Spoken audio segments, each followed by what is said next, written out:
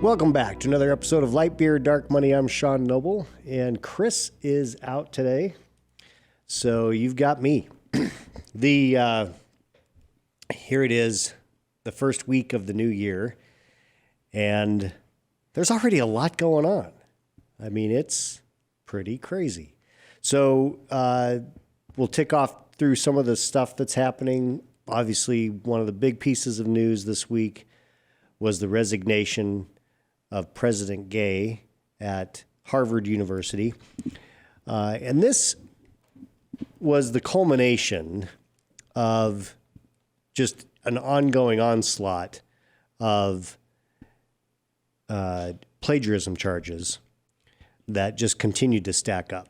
So obviously she got some negative attention in the hearing where Elise Stefanik asked whether or not the calls for genocide of Jews was violated the harassment and bullying protocols for Harvard. And she said, well, it depends on the context. And, you know, we all know what happened with the University of Pennsylvania. President resigned shortly after that. For whatever reason, MIT's person is hanging in there. And the Harvard Corporation, the managing structure, the board, was very defensive of their president, who at the time that this all happened, I didn't realize that she'd only been in her job for about 6 months, or has been in her job. She, as of when she resigned this week, it was 6 months and 2 days. So the shortest tenured Harvard president ever. And they came to her defense after this hearing, and they said, we are completely, stand behind her. It turns out that Penny Pritzker, billionaire of the Hyatt, Hilton, Hyatt hotel, she's got, I don't know if it's a brother or a cousin who is the governor of Illinois. She was in the Obama administration, very close to Obama. Obama was obviously a Harvard grad, and he had weighed in behind the scenes, apparently defending her. But the pile-on of the continued examples of plagiarism, which started with a couple and then exploded to almost 50 examples of her committing plagiarism. Now, that's not a good look. And ultimately, she resigned. Now, her resignation didn't apologize for any of that. She called it she invoked the race card. No surprise. And the problem, as I see it, is that higher education and a lot of corporations have really leaned in on the diversity, equity, inclusion, DEI stuff, that to the point of there's no merit base at all anymore. I mean, this has completely gone overboard in how we treat people, not based on what they do or accomplish or their character, but based on what gender they are, what sex they are, or what color they are. And that just that's not the way that things should be going. I mean, clearly it's a problem. Because one of the things that you have to think about is, if you were a student at Harvard and you were a serial plagiarist, you would be thrown out of school without even, much discussion at all. So that happened. And then we've had, I think we have not talked about, since it happened, the Colorado Supreme Court ruled to keep Trump off the primary ballot, and then the Maine Secretary of State did the same there. Interestingly, the Michigan Supreme Court refused to remove Trump from the ballot. So now it's going to go to the Supreme Court, U.S. Supreme Court. And it's, you know, it's going to be interesting. Now, I tend to think, and maybe we did talk about this, but I think that it's probably likely that it's a 9-0 decision to allow Trump to be on the ballot. And there's all kinds of reasons for that. The most obvious is that he's not been charged with insurrection, let alone convicted of insurrection. So that's problematic. I want to go back. I actually just remembered that there was a very funny tweet related to this resignation of the Harvard president. Nate Silver is a well-known. He had the website 538. He was, a prognosticator, looks at polls, does that kind of thing, and definitely left of center. I wouldn't say he's hardcore left wing, but he's definitely not conservative. And so this was an interesting tweet. So the Associated Press, when she resigned, it said Harvard president's resignation highlights new conservative weapon against colleges, plagiarism. Now, that was the headline: new conservative weapon against colleges, plagiarism. Nate Silver quote tweeted, said, "Pretty worried about this new chrono weapon that can force you to go back as many as 27 years in time and commit plagiarism." I mean, so he's making light of this headline. This is ridiculous. I mean, it's not a conservative weapon. It's plagiarism.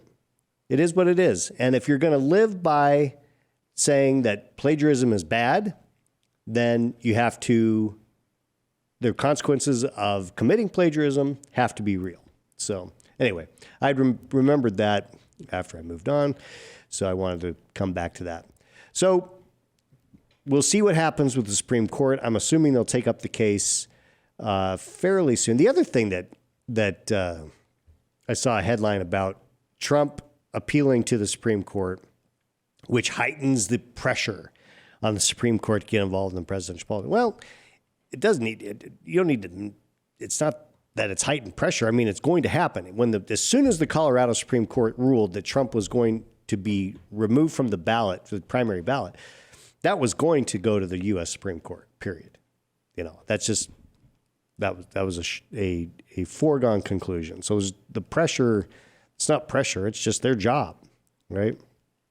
And then yesterday you had the release of the Epstein documents, which everyone's been talking about. Who's going to be on the list? Well, I kind of feel like it was meh. Now, there were interesting names that popped up. I haven't actually looked at all the names, but one name that popped up that I hadn't realized before was Bill Richardson, former New Mexico governor, energy secretary under Clinton, and an ambassador to the UN. And, God rest his soul, he passed away last year, so he's not around to have to deal with that. So good for him. There is one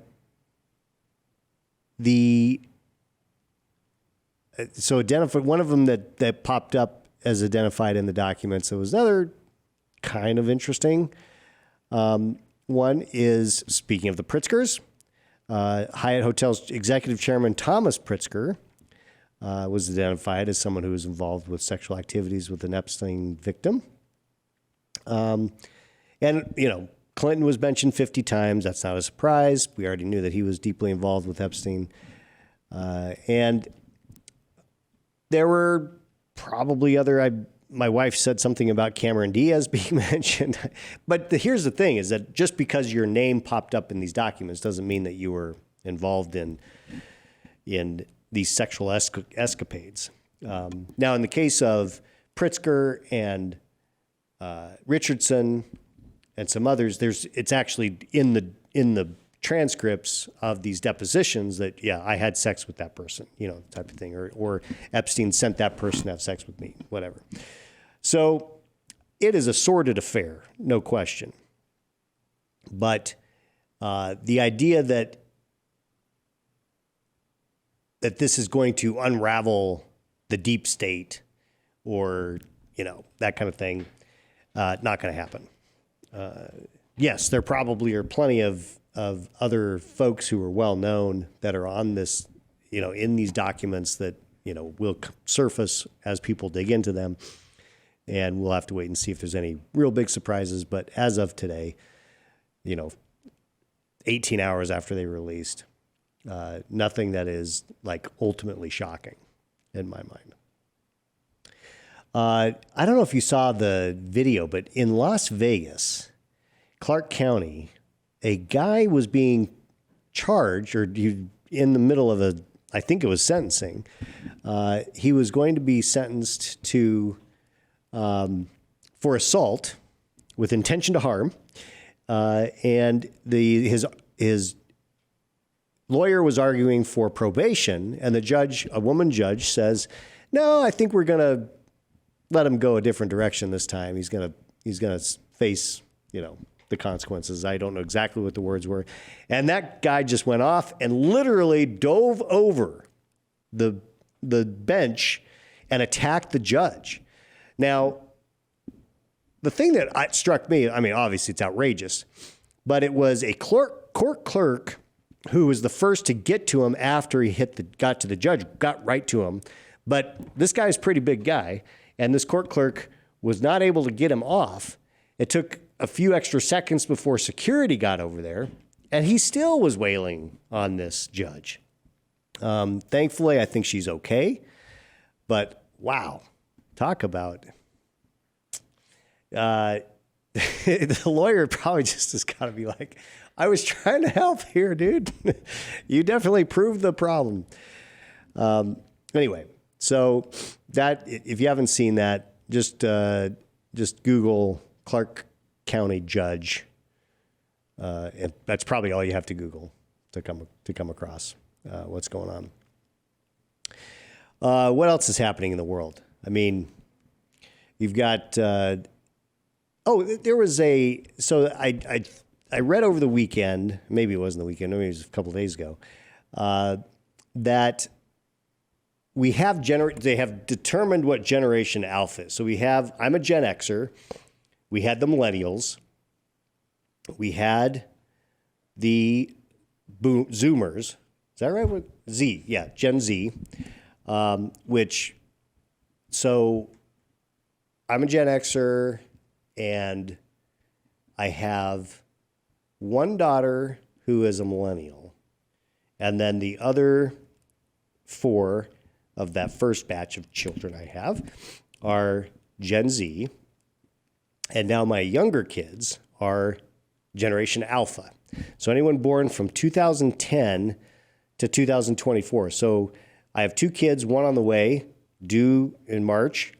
So it'll be 2024. So those 3 kids will be Generation Alpha.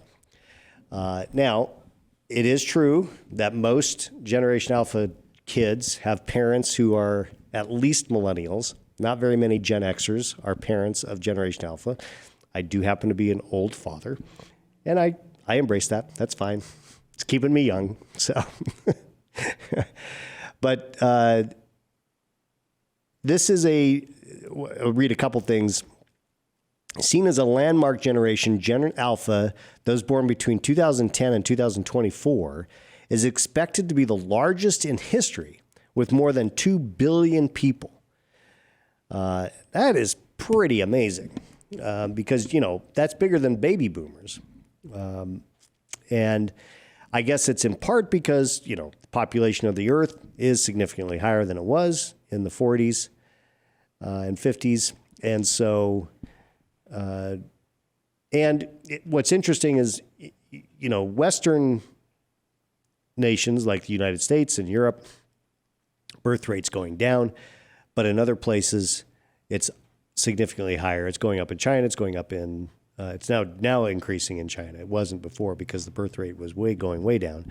It's up in India. So the 2 biggest countries are on the upswing.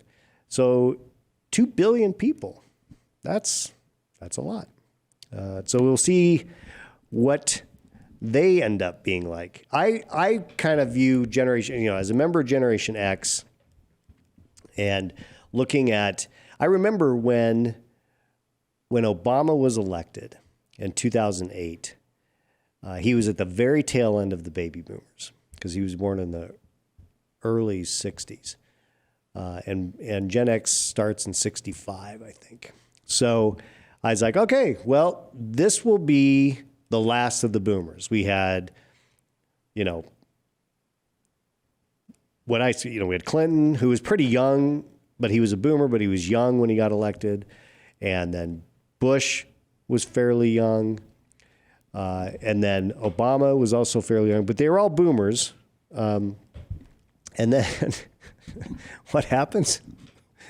We go right back to older boomers with Trump and then Biden. So it's crazy. I think it's time to get a Gen Xer in there, but it may be that Gen X will have been bypassed altogether.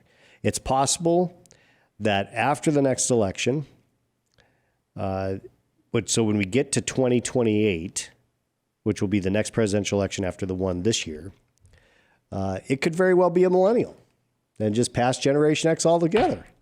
Would that suck? I mean, I don't know. Maybe we brought it upon ourselves. I'm not sure. Okay, there were a couple other things I wanted to hit.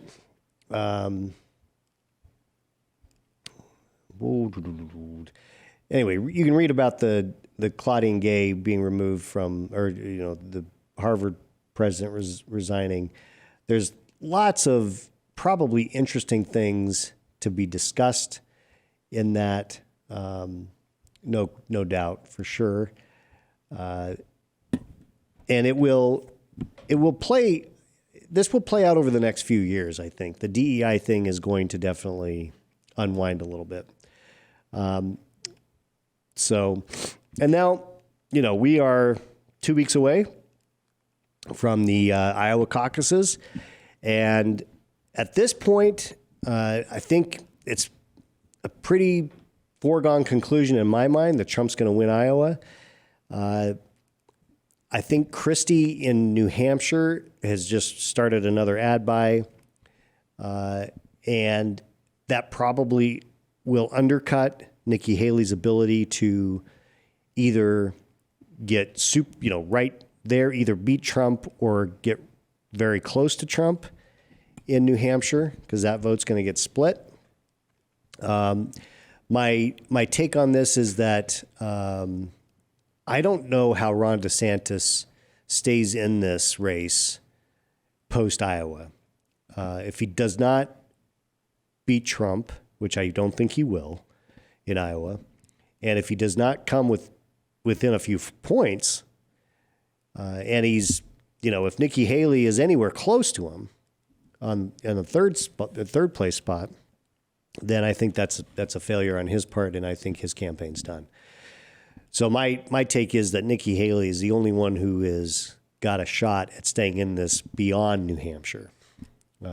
Obviously, she wants to get to South Carolina, her home state, but she could very well lose South Carolina to Trump as well. And at that point, you have to assume if she can't win South Carolina, then she's probably done. And I've said for the last few months, it was my opinion and I'm not happy about it, but it's my opinion that Trump will be the Republican nominee no matter what. And that hasn't changed. So with that happy note, and it will make some people happy, I admit.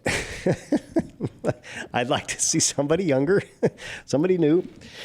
And we'll get into that in the next episode. So until then, have a great weekend. Thanks, everybody.